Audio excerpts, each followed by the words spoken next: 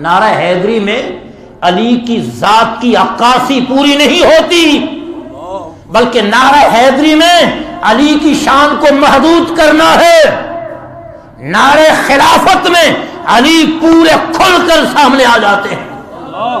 خلافت کا معنی کیا ہے؟ نبی کا نائب ہونا، نبی کا نائب ہونا۔ میں کہوں نعرہ خلافت، آپ کہیں حق چار یار، تو آپ نے اقرار کر دیا کہ علی کوئی عام بندہ نہیں، وہ نبی کا نائب ہے، وہ نبی کا خلیفہ ہے، وہ نبی کے نقش قدم پہ چلنے والا ہے، وہ نبی کے نظام کو نافذ کرنے والا ہے، وہ نبی کے کاندھے سے کاندھا ملانے والا ہے، وہ نبی کے مشن کو پھیلانے والا ہے۔ اور میں کہوں نعرہ حیدری، تو حیدر شیر کو کہتے ہیں، عربی زبان میں حیدر کا معنی ہے شیر۔ تو شیر تو عام بندے کو یار تو بڑا شیر ہے، یار یہ بندہ بڑا شیر ہے، یہ شیر کی طرح بہادر ہے، تو کسی کو شیر کہنا، شیر تو بڑے ہیں، شیر تو جنگلوں میں بھی پھرتے ہیں، ویسے بھی کوئی بہادر ہوتا ہے۔